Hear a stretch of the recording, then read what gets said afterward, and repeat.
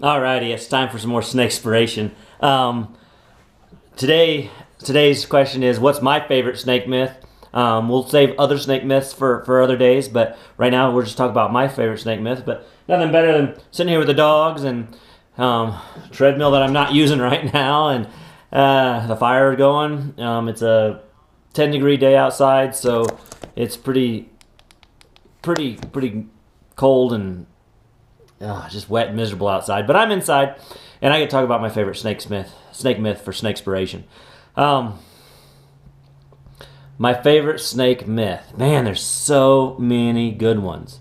Cottonmouth will chase you.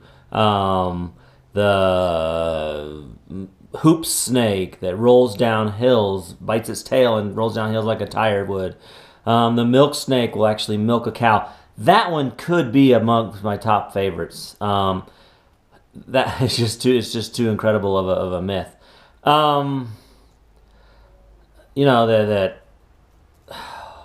Man, there's just so many snake myths, like the 3-step snake where you're bitten and you have 3 steps till you die.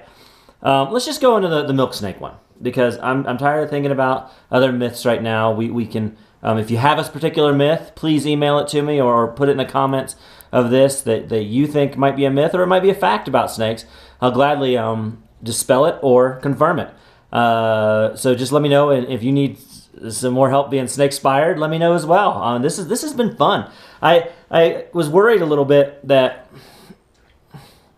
it was just going to be me talking, but some of the questions that have come up, that I'm looking ahead to the future things for Snakespiration, and man, we're going to have a lot of fun with this. I mean, there's no reason not to.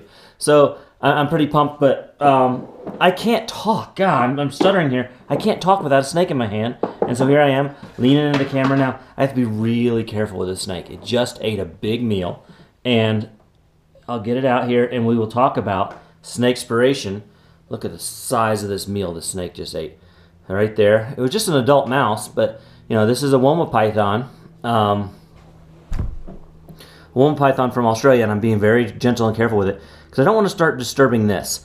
And that's where, if I start disturbing that, the snake can regurgitate it. And that's where this whole myth of the guy being yanked out of the anaconda by a cord just isn't true. Because all you have to do is start messing with the snake, and it's going to regurgitate its prey item. So they didn't need to pull him out; they just need to kick the thing. It didn't happen. Python did not eat that man. That's another myth. Well, let's talk about the milk snake.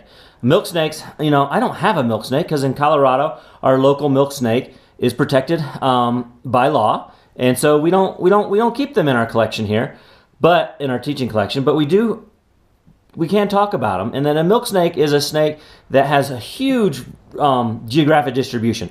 It occurs from almost into New England, parts of New England, Western Massachusetts, all the way through the southeast, all the way to the west coast.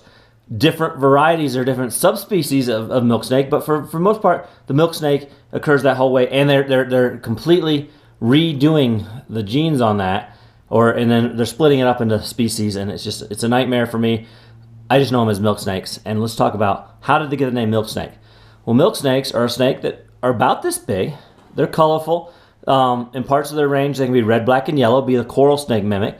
In other parts of their range, they're just yellow and orange. I mean, not yellow and orange, gray and orange and black. In Colorado, they're a whitish yellow and red and black. And they're pretty small snakes. They eat lizards, mice. Milk, mice, milk. Where do we keep our cows at night? In the barn. Where to keep cow food? Grains and grass. In the barn. Where are mice? Eating the cow food. Where are the milk snakes? Eating the mice. See where I'm going? So that's how they get their nickname, or their common name of milk snake, is that they were found in barns. And so people just automatically assumed that they were milking the cows. They were always kind of found with the cows. Well, it's because mice and rodents, other small rodents, are found in barns, and that's where the snakes are. So that's the myth on the name milk snake, which I think is comical. I will post some photos of milk snakes at the end of this episode of Snakespiration, so you guys can get snake-spired and at least know what a milk snake was. Like I said, milk snakes in Colorado are not. It's not legal to keep the native milk snakes, so I didn't have one to show you. But I did show you this Womo python with a giant meal, which helped us with another myth on that individual is going to be pulled out of a snake's mouth. No, if we squeeze this a lot, the python would probably regurgitate its meal. So I hope you all are snake-spired. I certainly am. This is a lot of fun. I'm going to keep it up, keep going. And send me your questions. Send me your myths. Send me anything you want to know about snakes, and I'll try and answer it on Snakespiration. And as I said, if I don't know the answer, I will find somebody who does, and we'll ask the right question. So we'll ask the right person the right question, the question that you have. So from me and the Womo python, stay snake-spired, and we'll see you next time.